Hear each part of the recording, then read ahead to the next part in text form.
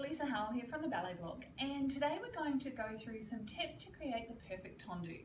Now, a tendu is a very fundamental step in classical ballet and it leads through to just about everything else. So getting it right from the very beginning is super important.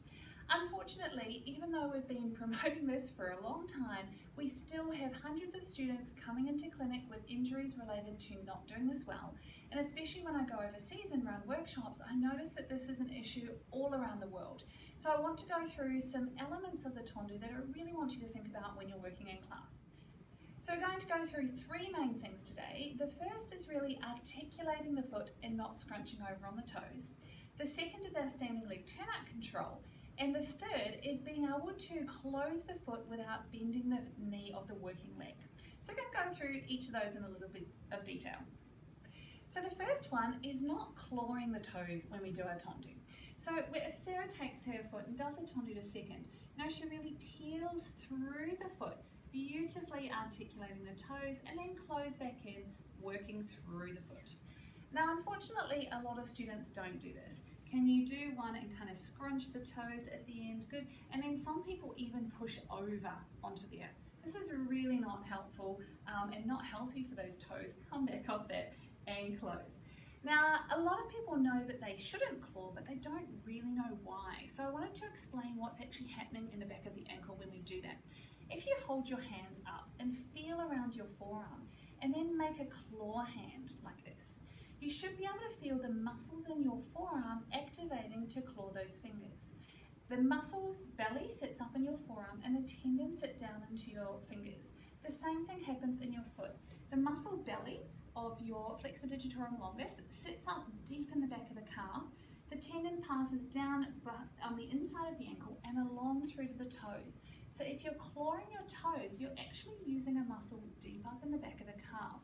Now, this is an area where a lot of people feel very tight, a lot of people feel very restricted in their plie.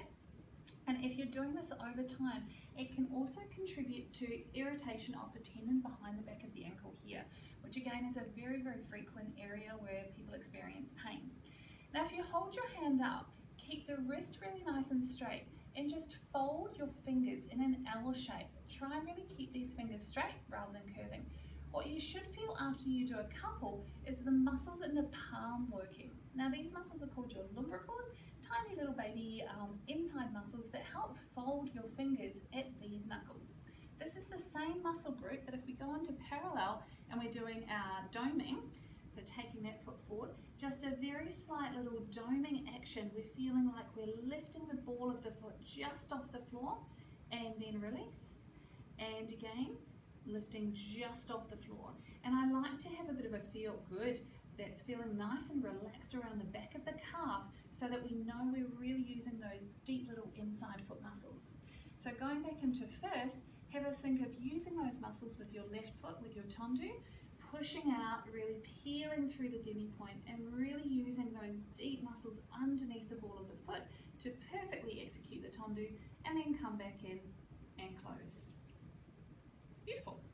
Now, number two is your standing leg turnout. This is super important. So many people are so focused on what their working leg looks like, they forget about the standing leg. So just do a tendu out to second. And if you release your turnout of your supporting side, the knee will come to the front, the foot will roll in, and we actually get quite a bit of load through these tendons on the inside of the ankle. Over time, this is not good, and especially if you've had issues in this area and you're returning to class.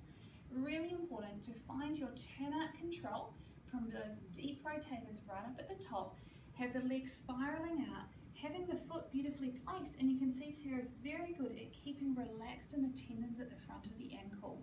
And close and just do two more tendus, really thinking of spiraling that leg, having the knee gently pulled up, beautiful, keep it a little bit soft through the front.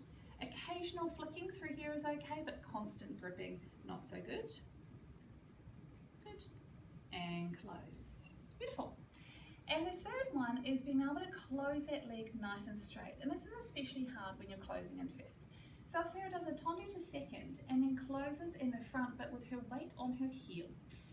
If you close in, you'll kind of have to bend the knee to get it back into place. There's just not enough space. However, what I like to do is use a mini rise. And by this, I mean, if you tendu to second, we do a mini rise where the skin of the heel is still touching, but the heel bone is not. Then see if you can close that leg in the front, keeping nicely pulled up, beautiful. And you can see she can keep this much straighter as she closes. Just do one more like that. So keeping our rotation, keeping a little bit of a lift on that supported foot, and close. Beautiful. So I'd love for you to think about those three things when you're next doing tendus in class. Really articulating the foot, making sure not to press over the toes, controlling your standing leg turnout, and making sure you have a little bit of a lift up on your supporting side so that you can close the foot in front properly. If you're looking for more exercises to strengthen your feet, make sure you have a look at our Advanced Foot Control program and the Perfect Point book, both great ways of learning some really nice detailed strengthening of your feet and ankles. I hope you enjoy.